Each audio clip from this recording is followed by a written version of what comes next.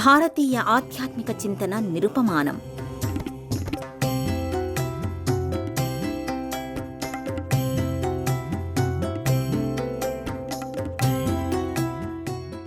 ప్రపంచానికి నాగరికత అంటే ఏమిటో తెలియని స్థితిలో మన దేశంలో అద్భుతమైన నాగరికతలు వెల్లివిరిశాయి.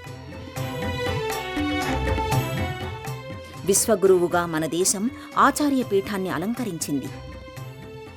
అనాదిగా ఎందరో ఆచార్యులు, తపో సంపన్నులు, మహర్షులు, గురువులు మన ధార్మిక యశస్సును సదా సంరక్షిస్తున్నారు.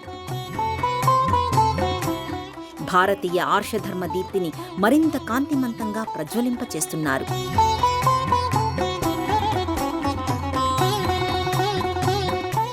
ఆ పరంపరలోని గురుపుంగవుడు మధ్యప్రదేశ్ ఖాండ్వాలో అపురూప భక్తి సంప్రదాయాన్ని ఏర్పరిచిన శ్రీ దాదాజీ ధునివాలే.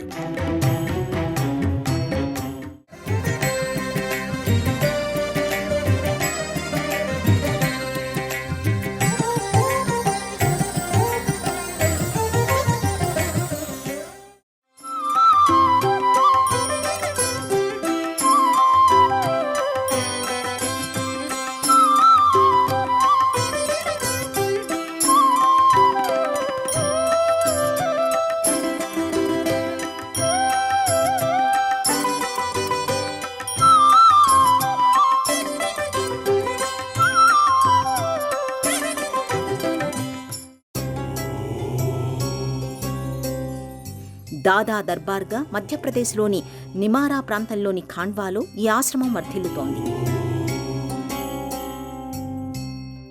దేశవ్యాప్తంగా దాదాజీకి అసంఖ్యాకమైన భక్తులు ఉన్నారు.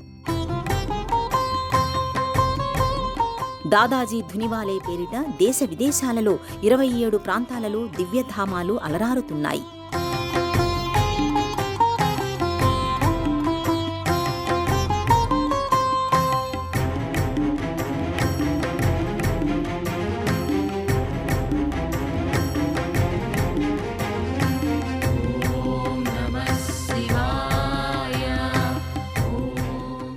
మధ్యప్రదేశ్లోని ఖాండ్వా ఎంతో పురాతనమైన నగరం. భారతదేశంలోని అనేక ఇతర నగరాలలో వలె ఇక్కడ కూడా అనేక ప్రార్థనా స్థలాలు ఉన్నాయి. 12వ శతాబ్దంలో ఈ నగరం జైన మతానికి ప్రధాన కేంద్రంగా ఉండేది. ఓంకార మమలేశ్వరం 12 జ్యోతిర్లింగాలలో ఒకటి. ఈ క్షేత్రం ఖాండ్వాకి సమీపంలోనే ఉంది. ఖాండ్వా పేరు చెప్పగానే ముందుగా గుర్తుకు వచ్చేది దాదాజీ మహారాజ్ దివ్య ధుని.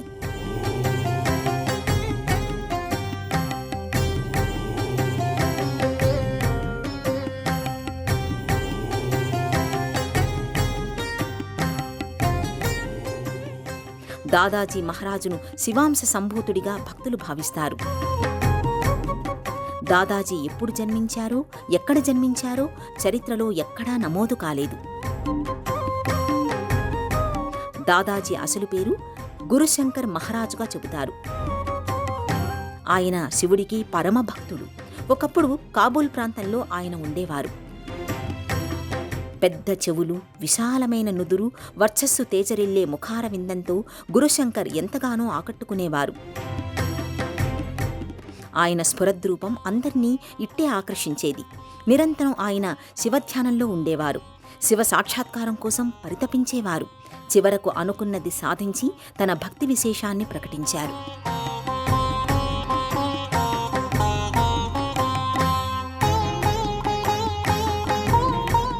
जय श्री दादाजी की।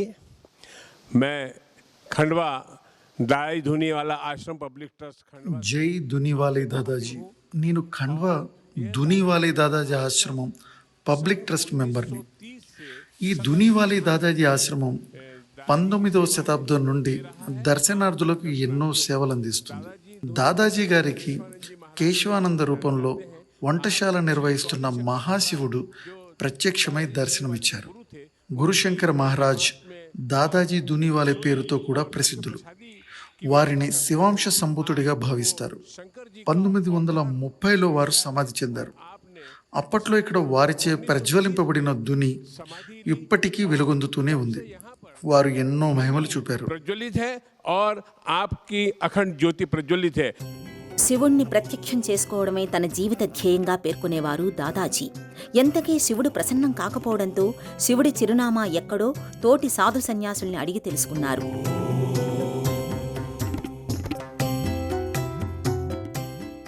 నర్మదా నదీ తీరం శివుడి ఆవాసమని వాళ్లు చెప్పారు. దాంతో ఆఫ్ఘనిస్తాన్ రాజధాని కాబూల్ నుంచి కాలినడకన నర్మదా నదీ తీరానికి గురుశంకర్జీ బయలుదేరారు. శ్రద్ధతో అన్వేషిస్తే ఫలితం దక్కుతుంది, భక్తితో శోధిస్తే భోలేనాథుడి దర్శనం లభిస్తుంది అని ఒక సాధువు చెప్పిన మాటలు శంకర్జీకి గొప్ప బలాన్నిచ్చాయి. సాధు సంతులకు తన అన్వేషణ గురించి చెప్పి వారిని సైతం శివశోధనకు ఉపక్రమింపచేశారు శంకర్జీ. సాధు సమూహానికి ఆయనే నాయకుడయ్యారు. గురుశంకర్ మహారాజుగా కీర్తినందుకున్నారు. మహంత్గా సాధువుల మన్ననల్ని స్వీకరించారు. శివదర్శనం కోసం నర్మదా నదీ పరీవాహక ప్రాంతం రెండు వైపులా ఎన్నోసార్లు కాలినడకన పరిక్రమ కొనసాగించారు. ఓ రోజు తెల్లవారుఛామున ఉదయం 4 గంటలకు ఎప్పటిలాగానే గురుశంకర్జీ నర్మదా నదిలో స్నానానికి బయలుదేరారు. ఆ తరుణంలో ఆయన మదిలో ఓ ప్రతికూల ఆలోచన తలెత్తింది. శివుడి ప్రత్యక్ష దర్శనం చేయని ఈ బతుకు వ్యర్థమని భావించి నర్మదలో దూకి ఆత్మార్పణ చేసుకోవాలనుకున్నారు. అయితే ఆ సందర్భంలో చీకటి ఆవరించి ఉన్న తరుణంలో ముగ్ధమోహనమైన 12 సంవత్సరాల బాలిక గురూజీ చెయ్యి పట్టి వెనక్కి లాగింది. ఎందుకు ఇంత అఘాయిత్యం చెయ్యాలనుకుంటున్నారు? ఆత్మత్యాగం విజ్ఞుల లక్షణం కాదు కదా అంది. తన మనసులో భావన ఆ బాలికకు ఎలా తెలిసిందో ఆయనకు అర్థం కాలేదు. ఆ చిన్నారి మాటలకు ఆయన ఆశ్చర్యపోయాడు. శివుడు నీతోనే మీకు వంట చేసే కేశవుడి పేరిట ఉన్నాడు కదా అంది. వెంటనే అంతర్ధానమైంది. ఆమె నర్మదాని అర్థం చేసుకోవడానికి గురూజీకి ఎంతోసేపు పట్టలేదు. వెంటనే సాధుసంతుల సమూహానికి వెళ్ళాడు. నేరుగా వంటశాలకు వెళ్ళాడు. ఆ సందర్భంలో కేశవుడు వంటపాత్రల్ని శుభ్రం చేస్తున్నాడు. శివా, కేశవా అని పిలిచాడు. వెంటనే తల తిప్పి చూశాడు కేశవుడు. గురూజీ కేశవుడి పాదాలపై పడి శరణు వేడాడు. నా ఉనికిని గురించి నర్మద చెప్పిందా అని ప్రశ్నించాడు కేశవుడు. అవునన్నాడు గురూజీ. పరమేశ్వరుణ్ణి ప్రత్యక్షంగా వీక్షిస్తూ మహత్తరమైన అనుభూతిని సొంతం చేసుకున్నాడు శంకర్ గురూజీ. నీ అభీష్టం నెరవేరింది కదా, ఇక నేను వెళతాను అని గురూజీని ఆశీర్వదించి అడవుల్లోకి వెళ్లి కేశవుడి రూపంలో ఉన్న ఈశ్వరుడు అంతర్ధానమయ్యాడు. వంట మనిషిగా కేశవుడే సాధుసంతులకు వంటకాలను సిద్ధం చేసే క్రమంలో నర్మదా జలాన్నే నేయిగా మార్చేవాడు. ఆకు అలముల్నే రుచికరమైన పదార్థాలుగా తన మహిమతో రూపాంతరం చేసేవాడు. ఆ లీల ఎవరికీ అర్థం కాలేదు. కేశవుడే శివుడిని అర్థమయ్యాక శివ మహిమా వైభవానికి గురుశంకర్జీ ఆయన శిష్య బృందం ఆశ్చర్యచకితులయ్యారు. ప్రత్యక్ష శివదర్శనం తరువాత శంకర్ గురూజీ మరింత తపోశక్తి సంపన్నులయ్యారు. అద్భుత మహిమాన్విత శక్తులు ఆయన సొంతమయ్యాయి. తన శిష్య బృందం ఆయనను దాదాజీగా పిలుచుకునేవారు. ఆ పేరే ఆయనకు స్థిరమయ్యింది. శివానుగ్రహ సాధన తరువాత ఆయన శిష్య సహితంగా కోక్సర్ తరలి వెళ్లారు. అక్కడే తనకు లభించిన పరమేశ్వర దర్శన వివరాలను శిష్యులకు మొదటిసారిగా తెలియచేశారు. ఇక తన జీవనయానాన్ని ముగించాల్సిన సమయం ఆసన్నమైందని, అయితే శిష్యుల్ని భక్తుల్ని అనుగ్రహించడానికి తను మళ్లీ మళ్లీ గోచరమవుతానని దాదాజీ ప్రకటించారు. నర్మదా నదీ జలాల్లోకి ప్రవేశించి నర్మదను తన మాతృమూర్తిగా భావిస్తూ ఆమె ఒడిలోకి చేరి అందరూ చూస్తుండగానే సజీవ సమాధి అయ్యారు శంకర్జీ, దాదాజీ. ఆ తరువాత తన ఉనికిని ఎన్నో మార్లు దాదాజీ ప్రదర్శించారు. హోషంగాబాద్లో రామ్లాల్ దాదాగా అవతరించారు. అక్కడ 3 సంవత్సరాలు శిష్యులకు ధర్మోపదేశాలు, ఆధ్యాత్మిక సంవిధానాన్ని ప్రచారం చేసి ఆ తరువాత అవతార పరిసమాప్తి చేశారు. ఆపై సోహాగ్పూర్లో అటవీ ప్రాంతంలో ఓ చెట్టు క్రింద ధుని సహితంగా భక్తులకు దర్శనమిచ్చారు. అక్కడ్నుంచి భక్తుల కోరికపై నర్సింగపూర్ వెళ్లి కొన్ని సంవత్సరాల తరువాత మళ్లీ సమాధి స్థితిలోకి వెళ్లారు. ఆపై రాంపాల్ దాదాగా సిస్రీలో వ్యక్తమయ్యారు. 1902 సంవత్సరంలో సైఖేడాకు తరలి వెళ్లారు. అక్కడ విచిత్ర విలక్షణ ఆకృతిలో గోచరమయ్యేసరికి ఆయనను అందరూ పిచ్చివానిగా భ్రమించారు. ముఖ్యంగా పిల్లలు ఆయనపై రాళ్లు విసరడం ప్రారంభించారు. వారి అమాయకత్వాన్ని క్షమించి వారిని నిలువరించడానికి గాను తన చేతిలో ఓ కర్రను ధరించారు. ఎక్కడకు వెళ్లినా ఆ కర్ర తనతోనే ఉండేది. చేతిలో కర్ర ఉండడంతో అందరూ దండేవాలా దాదాజీగా ఆయన్ను వ్యవహరించేవారు. ఆ కర్రతోటే నేలపై తాడించి అక్కడ నిప్పు పుట్టించేవారు. దాహమైతే కర్రతో నేలపై తవ్వి నీటి చలమను సృష్టించి దప్పిక తీర్చుకునేవారు. దండేవాలా దాదాజీ మహిమలను వీక్షించిన భక్తులు ఆయనను శివాంశ సంభూతునిగా గుర్తించి గౌరవించారు, పూజించారు. ఆ తరువాత ఆ చేతికర్రతో ఓ ప్రాంతంలో అగ్నిని సృజించారు. ఆ అగ్నిని పవిత్రాగ్నిగా భక్తులు, శిష్యులు భావించారు. ధునిని సృజించిన దాదాజీగా, ధునివాలే దాదాజీగా అప్పట్నుంచి ప్రఖ్యాతిగాంచారు.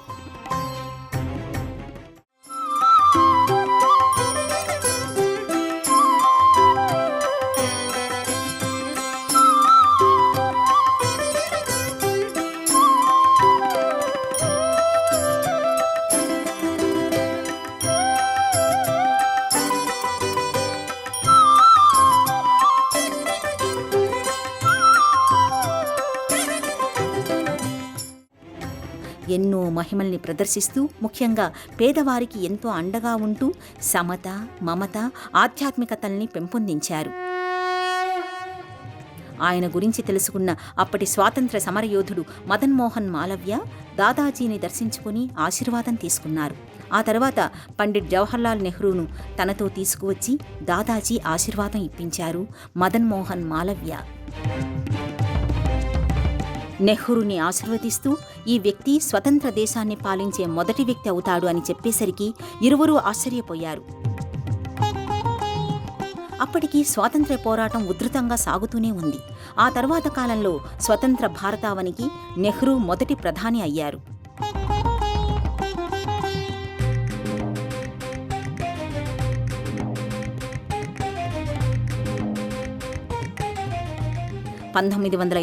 సంవత్సరంలో దాదాజీ సైఖేడా వదిలి చిప్పనేర్, భాగ్లీ, ఉజ్జయిని, ఇండోర్, నవగత్ ఖేడా వంటి ప్రాంతాల్ని చేరుకుని చివరకు ఖాండ్వా చేరుకున్నారు.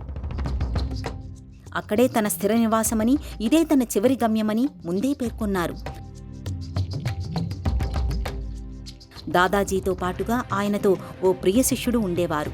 ఆంతరంగికుడిగా, సేవకుడిగా, శిష్యుడిగా బడే దాదాజీ మనసు తెలుసుకుని ఆయన ప్రవర్తించేవారు.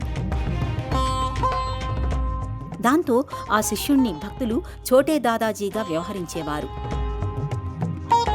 ఓ రోజు ఇక తాను సుదీర్ఘ విశ్రాంతి తీసుకుంటున్నానని ఛోటే దాదాజీకి చెప్పి గదిలోకి వెళ్లి విశ్రమించారు.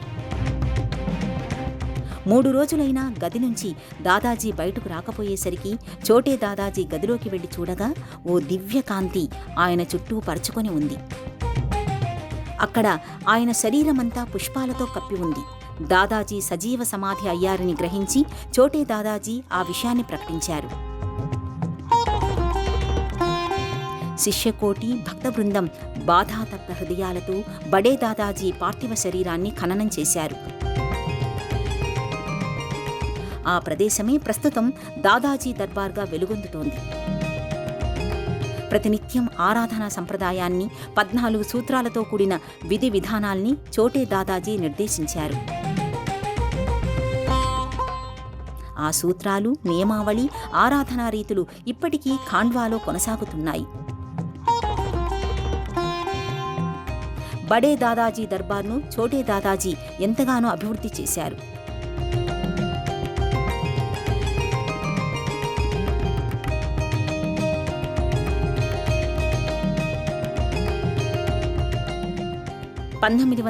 సంవత్సరంలో బడే దాదాజీ సమాధి అయినప్పటి నుంచి కూడా ఖాండ్వాలో ఆయన ధుని నేటికీ ప్రజ్వలిస్తూనే ఉంది.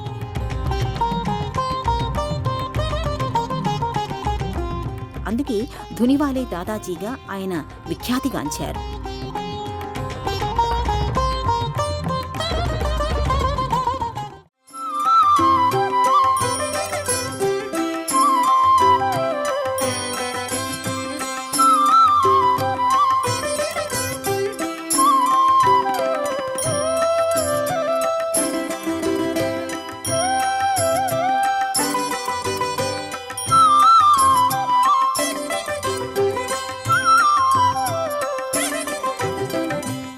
आश्रम का संचालन दादाजी के शिष्य छोटे दादाजी के नाम से जो प्रचलित है हरिहर దాదాజీ దునివాలే గారి తర్వాత వారి శిష్యులు చోటే దాదాజీ ఈ ఆశ్రమాన్ని నిర్వహించారు. ఈ ఆశ్రమంలో పూజాది కార్యక్రమాలు అన్నీ కూడా వారే 14 సూత్రాల నియమావళి ప్రకారం నిర్వహించేవారు. ఆ తర్వాత వారు కూడా ఇక్కడే సమాధి పొందారు. ఆ తర్వాత వారి శిష్యులైన చరణానంద స్వామీజీ ఈ ఆశ్రమ నిర్వహణ బాధ్యతలను చేపట్టారు. తర్వాత ఇక్కడి కలెక్టర్ గారి సూచన మేరకు ఒక ట్రస్ట్ ఏర్పాటు చేయబడింది. చరణానంద స్వామీజీ దాదాజీ దునివాలే ఆశ్రమం పబ్లిక్ ట్రస్ట్ పేరిట నెలకొల్పారు. బడే దాదాజీ చోటే దాదాజీ సమాధి స్థితి తర్వాత చరణానంద స్వామీజీ కూడా ఎంతో సమర్థవంతంగా ఈ ఆశ్రమాన్ని నిర్వహించారు. ఈ భవ్య మందిరాన్ని ఎంతో అద్భుతంగా నిర్మించడం జరిగింది. ఎన్నో సేవలందించిన చరణానంద స్వామీజీ కూడా శరీర త్యాగం చేశారు. ఇక్కడ నియమావళి ప్రకారం హారతులు, పూజాది కార్యక్రమాలు క్రమం తప్పకుండా నిర్వహించబడతాయి. అభిషేకాలు, నూతన వస్త్రధారణ, నైవేద్య సమర్పణ, అన్నప్రసాద వితరణ నిత్యం జరుగుతాయి. जिन्होंने इस ट्रस्ट की स्थापना करी, इसका लंबे समय तक संचालन किया, उन्होंने अपना शरीर त्याग दिया. సువిశాల ప్రాంగణంలో గోచరమయ్యే ఖాండ్వా దాదాజీ ఆశ్రమం ఓ అపురూప సన్నిధానం.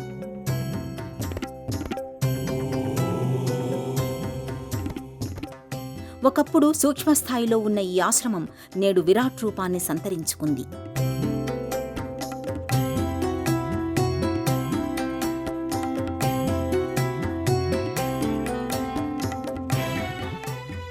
హరిహర మహారాజుగా ఖ్యాతిగాంచిన చోటే దాదాజీ సమాధి అయిన తరువాత చరణానంద స్వామి బాధ్యతల్ని స్వీకరించి 1960 వరకు కొనసాగించారు. ప్రతినిత్యం ఉదయం 4 గంటలకు ఆశ్రమంలో ప్రభాత పూజా కార్యక్రమాలు ప్రారంభమవుతాయి. ఉదయం 5 గంటలకు ప్రథమ హారతి, 8 గంటలకు మహాహారతిని సమర్పిస్తారు. మధ్యాహ్నం 12 గంటలకు నివేదన, హారతి దర్శనం ఉంటుంది. సాయంత్రం 5 గంటలకు, రాత్రి 8 గంటలకు హారతులు సమర్పిస్తారు. ప్రతిరోజు 3 సార్లు అభిషేకాలు, 5 సార్లు హారతులు, 3 సార్లు నివేదనలు ఇక్కడ జరుగుతాయి. ప్రతి ఆరాధనా ప్రక్రియలోనూ భక్తులు విశేషంగా పాల్గొంటారు.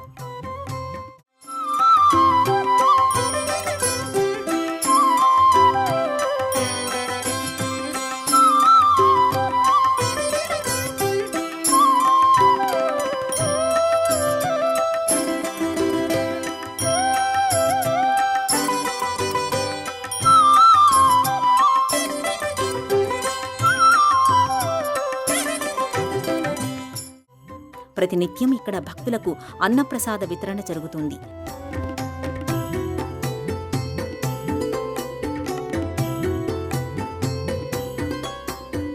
ప్రతి గురువారం గురువందనం కొనసాగుతుంది. చరణానంద స్వామి ఇక్కడ దాదాజీ ధునివాలే ట్రస్ట్ను స్థాపించారు.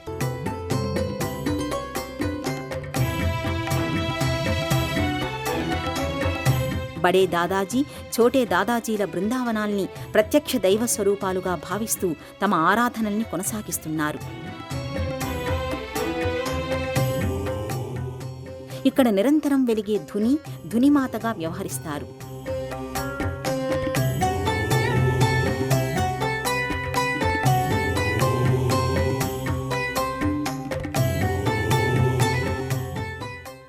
ఈ సన్నిధిలో ఏటా గురు పౌర్ణమి వేడుకలు వైభవంగా కొనసాగుతాయి.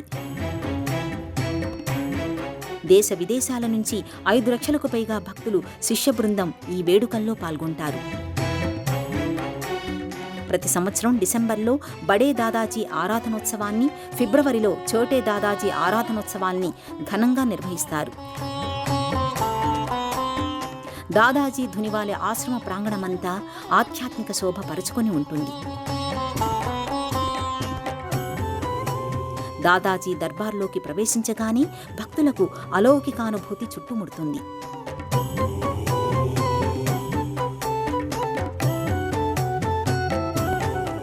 భజనలు, సంకీర్తనలు, ప్రార్థనల సమన్వితంగా ఇరువురు దాదాజీలకు భక్తులు తమ భక్తిపూర్వక శ్రద్ధాంజలి సమర్పిస్తారు. మహామహిమాన్విత యోగ సాధకుడిగా, నిరుపమాన తపస్సంపన్నుడిగా, బడే దాదాజీగా ఖ్యాతిగాంచిన శంకర్జీ మహారాజ్ కారణజన్ముడిగా భావిస్తారు. అపర శివస్వరూపుడిగా తేజరిల్లి తన జీవన పర్యంతం ఎన్నో అతీంద్రియ శక్తుల్ని ప్రదర్శించి జనసామాన్యానికి మేలు చేయాలనే సంకల్ప దీక్షతో తన ఆధ్యాత్మిక ప్రస్థానాన్ని కొనసాగించారు. ఖాండ్వా ఆశ్రమంలో నిరంతరం వెలిగే ధునిలాగానే దాదాజీ మూర్తిమత్వం, ఆధ్యాత్మిక చైతన్యం ఎల్లప్పుడూ ప్రజ్వలిస్తూనే ఉంటుంది. ఆ కాంతులతో ఆధ్యాత్మిక లోకం మరింత క్రాంతిర్మయమవుతుంది.